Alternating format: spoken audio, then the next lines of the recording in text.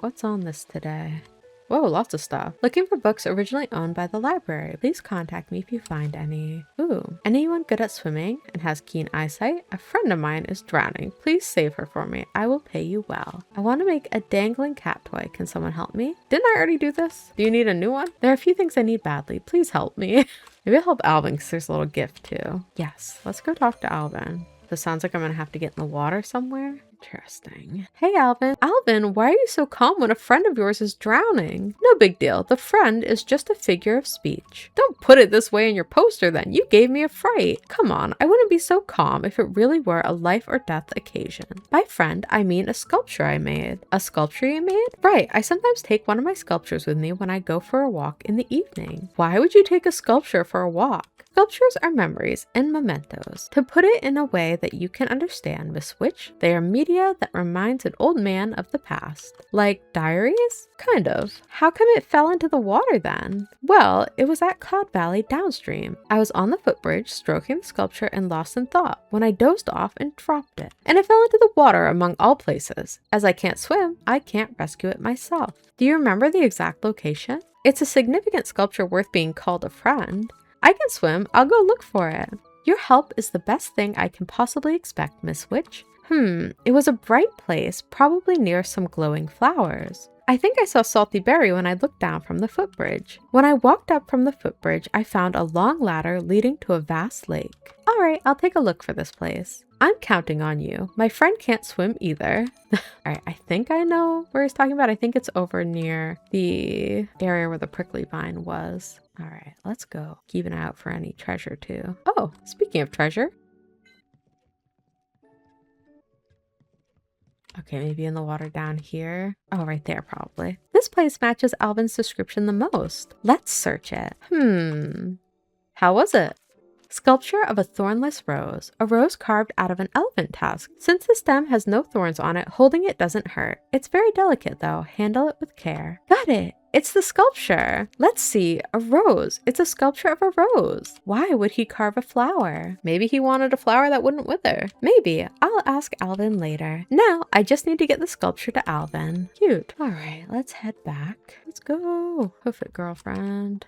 All right, is Alvin down by the fountain? I know sometimes he sits on the bench down there. Hey, Alvin. I got your sculpture. Give sculpture of a thornless rose to Alvin. Yes. Alvin, is this the sculpture you lost? Oh, yes, it is. Miss Witch, you must be a great swimmer. Heh, it's nothing. I can dive too. You brought my friend back. I'll pay you. But before that, I have a question. Curiosity is a virtue of a protagonist. Ask away. Why is it in the shape of a rose? Is there significance behind the shape? Yeah, an old friend of mine liked roses. I made the sculpture to honor parting with her. Honor parting? But don't people usually honor meeting and other special days instead? Parting isn't necessarily a bad thing. That was when a grand performance of hers turned out to be a success. I gifted her roses, a flower she liked. I also plucked all the thorns so they wouldn't hurt her hands. Without thorns, roses are elegant and fragile. Anyone can easily hold them. And we only parted because I left the troupe, so a sculpture is good enough for a memento. I see. If so, you must miss your friend a lot. Memories of my life in the troupe often come back to me. Why did you leave then, Alvin? Did that performance have nothing to do with you? I'm a wizard. Sooner or later, we would have to part ways. So much for Geezer's boring stories. Miss Witch should get her reward. Speaking of which, would you like to have this sculpture as your reward, Miss Witch? Huh? But isn't it a precious memento of yours, Alvin? A rose with no thorns doesn't pick its owner. I've kept it for a long time. I should let it go now. I believe it more meaningful to give it to Miss Ellie, protagonist of this village. Can I really have it? Sure, I made this rose for a friend who used to be the protagonist of a play. Now I hope he can start a new life in the hands of Miss Ellie, another protagonist. I've got plenty of sculptures and mementos, so I'd appreciate if you could just take it. Sculpture of a thornless rose. Cute. I see. I'll take good care of it. Great work. Nice. All right, we'll head to bed for the night. Tomorrow the stage will be built, so I'll have to go over and check that out. Should be interesting. All right, sleep for the night. All right, new day. Now see, I thought the stage would be done today, so maybe we'll go over and check out the town and see. Because I'm pretty sure Kyla was working on it yesterday. Oh, Kyla should soon finish repairing the stage. Let's go have a look. Hi, Kyla. How's the stage repairment going? You've come at the right time. I finished it just now. Now it's time for Roy to decorate it, but he seems to be in two minds. I told him that since we decided to build a stage, we should build an elegant and stunning one. But Roy thought it didn't match the style of the village. I was like, since we're not decorating a weapon, it's outside my field of expertise. Maybe you're right. Go have a look if you're curious. To celebrate the completion of such a good stage, I plan to have a drink. Haha. Oh, cute. Oh, this is adorable. Hi, Roy. Oh, that's weird that you can't get down this way, but I guess it makes sense.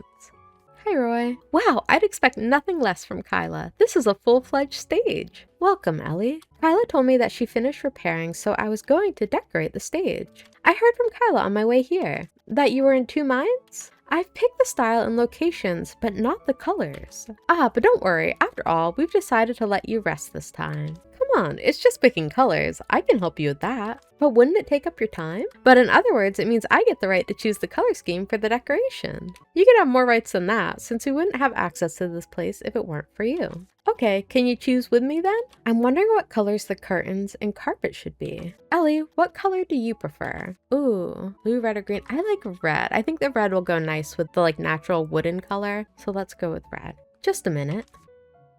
Do you like this color? Yeah, I think I like the red. Let's go with the red. It looks good, thanks to you. I just picked the colors. Making choices is the hardest part. You're a big help.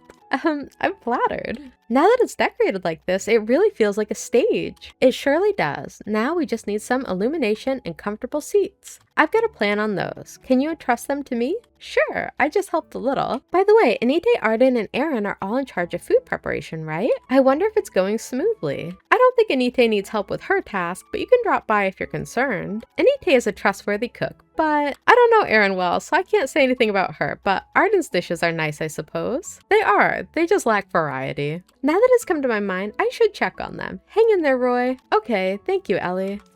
Kitty! Are you gonna give me a performance on the stage about how cute you are? Make biscuits for the world? Alright, let's run over to Enite's. I assume that's where they're cooking. Unless everybody's cooking in their respective places. I guess I assume they would all get together. We'll run up and see Enite first. You get your cooking done, Enite? Enite, what's on the party menu? How's everything going? Hi, Ellie. It wouldn't be fun if I tell you now. Rex says it's only fun when there's suspense. Well, he's got a point, but I can't help being curious. Just wait a bit longer. This time, Erin is also helping, so it'll probably be smooth. Although she can't tell sweetness from saltiness, she's really skillful with her hands. She's been a big help.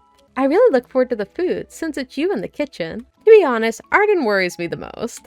But Arden has been running a restaurant this whole time. But he seems to be scratching his head this time. You mean Arden is being indecisive about the menu? Yes, but he didn't seem to want any help, so I didn't poke my nose in it. But Ellie, maybe he wouldn't mind if it's you. If you have time, would you check on him? If Arden is pondering over some new menu, I'm very interested. I'll go ask him. Arden's just like, leave me the fuck alone. Hi, Arden. Arden, they say you're struggling with the party menu. Who are they? Somebody. I am struggling, but you don't look like you understand. Of course I won't understand if you don't tell me. I'm wondering how much pepper I should put on the beef stew and the beef bread.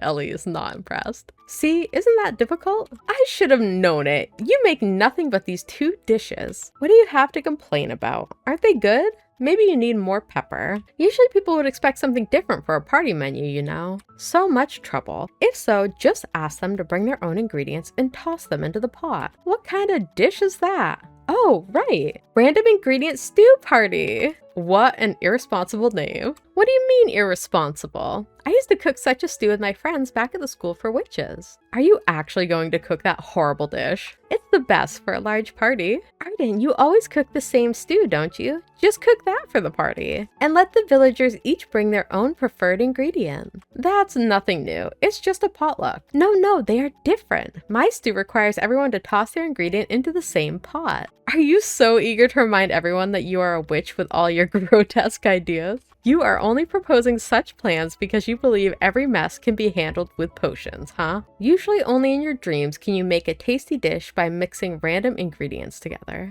But I'll agree as long as you stop complaining about my beef bread and beef stew. Sure, I will never say another word against them. Hee hee, it amuses me just thinking about it. I haven't cooked this dish since my apprenticeship began. I've sworn to never eat that dish again, though. Have you forgotten already? It tasted like boots soaked in mud. This is this and that is that. Let's see, I've checked on everyone except those that are going to play musical instruments. Then I should talk to Alvin. We'd better go to Alvin in the morning when he's resting.